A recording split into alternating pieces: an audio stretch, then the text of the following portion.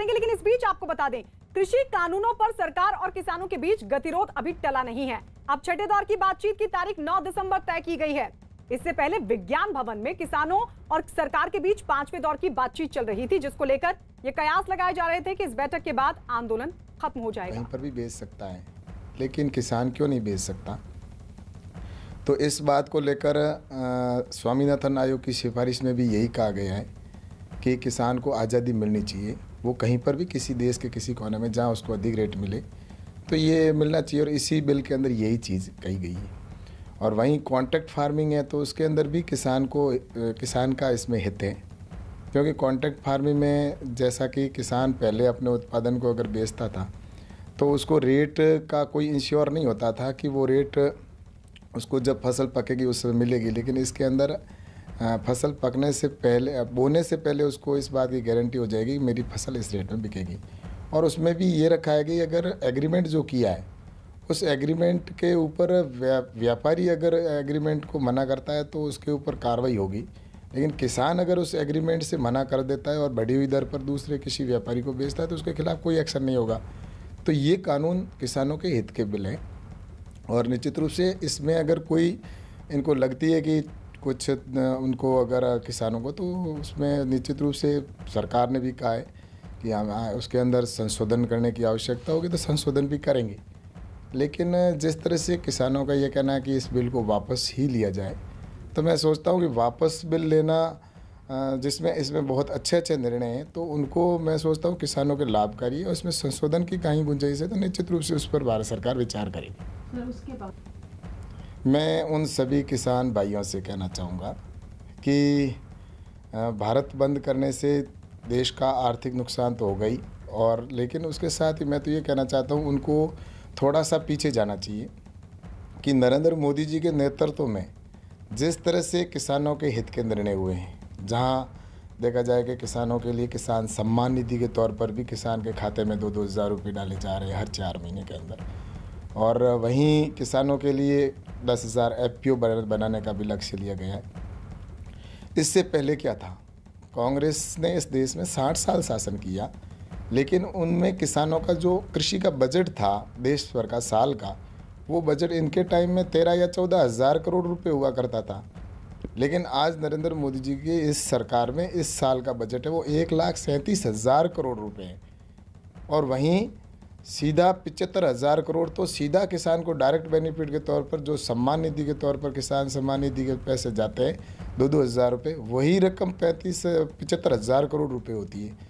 तो मैं सोचता हूँ नरेंद्र मोदी जी का लक्ष्य है कि किसान की इनकम डबल करना 2022 तक, और उसको पूरा करने के लिए ऐसे कृषि के सुधार लाने की आवश्यकता थी इन बिलों के अंदर, और निश्चित रूप से इससे किसान को लाभ होगा। इसलिए किसानों को मैं तो यही सोचता हूँ कि निश्चित रूप से इस 8 तारीख को वो संयम बरतेंगे, और 9 तारीख को जो मीटिंग होगी उसके अंदर जो वापस वार्ता या जैसे भी ड्राफ्ट होगा तो उसकी उनको सूचना देकर कि इसमें सुधार होगा, वो निश्चित रूप से करेंगे। भारत सरकार की ओर से हमेशा किसानों के साथ भारत सरकार रही है, तो इसलिए मैं सोचता हूं कि किसान के हित में नरेंद्र मोदी जी ने जो निर्णय लिए हैं उनके ऊपर देश का किसान है वो नरेंद्र मोदी जी के साथ में।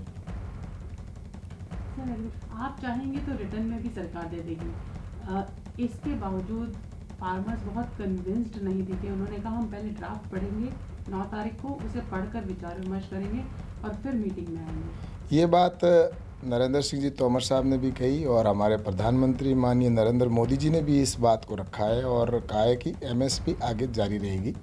निश्चित रूप से इसके ऊपर हमारे देश के किसानों को किसी प्रकार का किसी के झांसे में आने की ज़रूरत नहीं हो। मैं नहीं समझता कि किसी के बहकाव में आने की ज़रूरत है, क्योंकि नरेंद्र मोदी जी जो कहते हैं वो होता है। और MSP के ऊपर खरीद के लिखित में देने की बात है तो वो भी दे सकते हैं, इसलिए भारत सरकार नरेंद्र सिंह जी तोमर साहब ने इस बात को स्पष्ट कर दिया है। लेकिन अब मुझे जो लगता है कि किसान के हित का इतना बिल है, लेकिन इसके बावजूद इसके अंदर कांग्रेस की सरकार और जो विपक्ष है वो इनको भड़काने का काम कर रहे हैं, और आज देश के किसान हैं वो नरेंद्र मोदी जी की इन योजनाओं के ऊपर सहमत है, लेकिन कुछ राजनीतिक लोग इसके अंदर आग में घी झोंकने का काम कर रहे हैं। लेकिन मुझे पूरा विश्वास है नरेंद्र मोदी जी के नेतृत्व के ऊपर, और किसानों पर भी मुझे भरोसा है कि किसान ऐसा निर्णय नहीं लेंगे कि जिससे कि देश के अंदर कहीं पर भी अशांति हो। लेकिन मैं सोचता हूँ इस बिल के माध्यम से किसान को आज़ादी मिली है। इतने साल तक हमारे किसान संघ और ये हमें हमेशा आंदोलन करते आए कि किसान को सही मूल्य मिले, किसान को आज़ादी मिले। तो अब पहली बार जब मिली है तो फिर इसका विरोध करना, मैं सोचता हूँ कि आम किसान के लिए जो वास्तव में खेत के अंदर बैठा है, जिस किसान को आज भी वो पानी आधे पानी के अंदर खड़ा है, उसको इस बात से कोई मतलब नहीं है। वो तो चाहता है कि मेरी इनकम कैसे बढ़े किसान। और लेकिन जिस तरह से यहाँ पर ये राजनीतिकीकरण किया जा रहा है, तो मैं सोचता हूँ इसके ऊपर किसानों को विचार करना चाहिए और राजनीति के या जो राजनीतिक रोटियाँ सेक रहे हैं उनके बहकावे में नहीं आना चाहिए।